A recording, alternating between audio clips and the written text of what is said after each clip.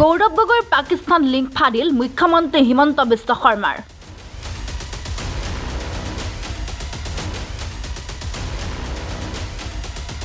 মুখ্যমন্ত্ৰীৰ সংবাদমেলৰ পাছতেই ৰাজ্যজুৰি ব্যাপক প্ৰতিক্ৰিয়া।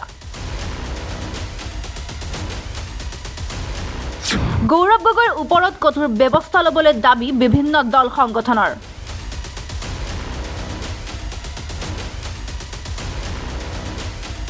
গৌৰৱ গগৈ আৰু পত্নীয়ে ভাৰতৰ বিৰুদ্ধে ষড়যন্ত্ৰ কৰিছিল বুলি দাবী একাংশ লোকৰ। আজি মুখ্যমন্ত্ৰী হিমন্ত বিশ্ব শৰ্মাই গৌৰৱ গগৈৰ পাকিস্তান লিংক সন্দৰ্ভত আয়োজন কৰিছিল এক বিশেষ সংবাদমেল। সংবাদমেলত গৌৰৱ গগৈ আৰু পত্নী এলিজাবেথৰ পাকিস্তান লিংক সন্দৰ্ভত কেইবাটাও মন্তব্য কৰে মুখ্যমন্ত্ৰী হিমন্ত বিশ্ব শৰ্মাই। মুখ্যমন্ত্ৰীৰ এই সংবাদমেলৰ পাছতেই ৰাজ্যজুৰি সৃষ্টি হয় এক ব্যাপক প্ৰতিক্ৰিয়া। বিভিন্ন দল সংগঠনে কংগ্ৰেছৰ সাংসদ গৌৰৱ গগৈক তীক্ষ্ণ সমালোচনা কৰিছে। চৰকাৰক গৌৰৱ গগৈৰ বিৰুদ্ধে কঠোৰ ব্যৱস্থা ল'বলৈ আহ্বান জনাইছে বিভিন্ন দল সংগঠনে। গৌৰৱ গগৈ পাকিস্তানী আৰু গৌৰৱ গগৈ মুৰ্দাবাদ ধ্বনিৰে উত্তল কৰিছে ৰাজপথ। গৌৰৱ গগৈ আৰু পত্নীক পানীৰ তলৰ কাঁইট বুলিও কৈছে একাংশ লোকে।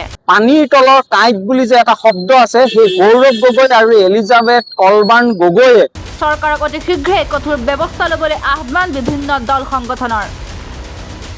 ইতিমধ্যে দেখিছো অসমৰ সন্মানীয় মুখ্যমন্ত্ৰী মহোদয়ে সংবাদমেল জৰিয়তে গৌৰৱ গগৈ পাকিস্তান লিংকৰ যিটো কথা আজি অতদিনে চলি আছিলে, আজি তাৰ যি ৰূপটো মুকলি কৰিলে, তাৰ বাবে আমি অসমৰ এজন স্বাভিমানী নাগৰিক হিচাপে মুখ্যমন্ত্ৰী মহোদয়ৰ এই সাহসিকতাক, এই কৰ্তব্যবোধক ধন্যবাদ জ্ঞাপন কৰিছো।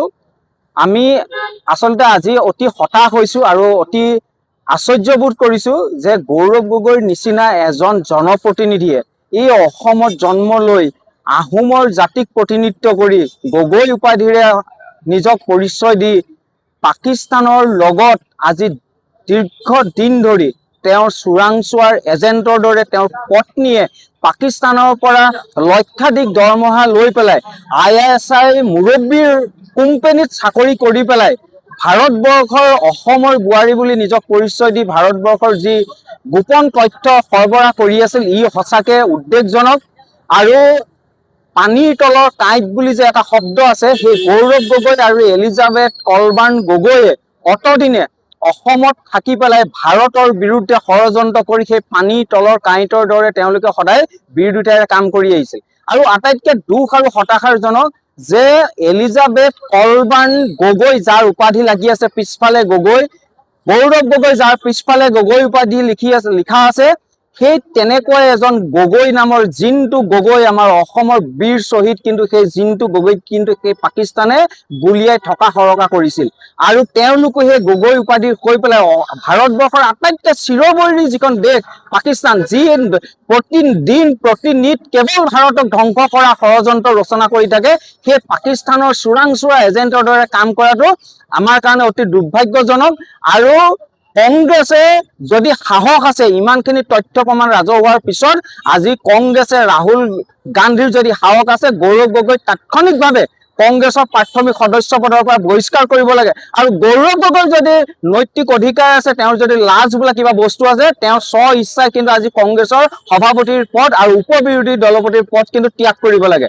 আৰু গোটেই আহোম জনগোষ্ঠীটোক গগৈ উপাধিৰে তেওঁ উপাধি ধাৰণ কৰি পেলাই পাকিস্তানৰ লগত লিংক থাকি পেলাই গোটেই আহোম জনগোষ্ঠীটোক কিন্তু আজি তেওঁ হীনত কৰিলে, লজ্জানত কৰিলে। আৰু আমি যোৰহাট লোকসভা সমষ্টিৰ অন্তৰ্গত এজন ভাৰতীয় নাগৰিক হিচাপে, খিলঞ্জীয়া হিচাপে গৌৰৱ গগৈ এই কাৰ্যক ধিক্কাৰ দিছো। আৰু ই অসমৰ কাৰণে অতি ভয়ংকৰ কথা।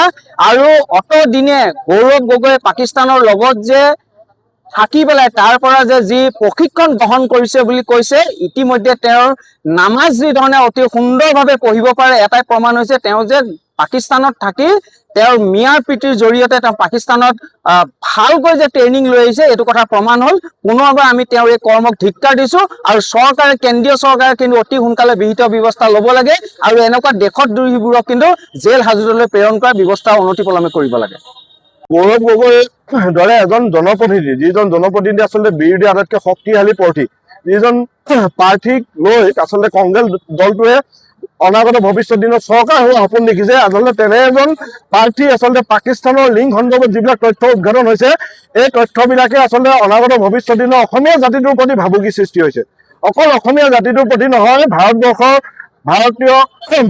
প্ৰতিও এই কথাবিলাকে কিন্তু ভাবুকি সৃষ্টি হৈছে। সীমান্তত পহৰা দি থকা, দিনে ৰাতিয়ে কষ্ট কৰি আই মাতৃ সেৱা কৰা প্ৰতিজন সেনা জোৱানক গৌৰৱ গগৈ পাকিস্তান লিংক সন্দৰ্ভত যিবিলাক তথ্য উদ্ঘাটন হৈছে, এই তথ্যবিলাকৰ প্ৰতিটো কথাই আচলতে প্ৰতিজন সেনা জোৱানক চৰম আঘাত কৰিছে।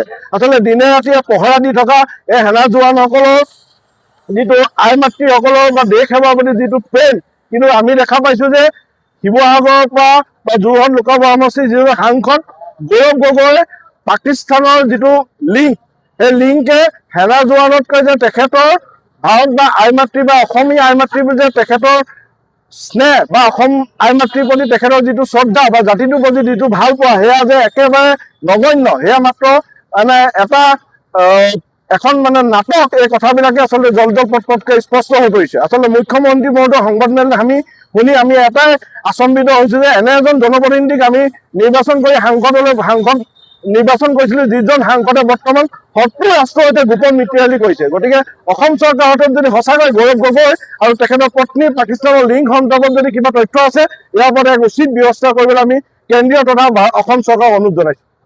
আজি গৌৰৱ গগৈ ডাঙৰীয়াৰ ওপৰত SITয়ে যি ধৰণৰ আচলতে অভিযোগনামাত যি ধৰণৰ যিকেইটা বিষয় উত্থাপন হ'ল, যদি সঁচাকৈ যদি তেনেকুৱা বিষয়ৰ লগত জড়িত হৈ আছে, নিশ্চিতভাৱে এইটো আমাৰ কাৰণে এটা দুৰ্ভাগ্যজনক এটা বিষয়।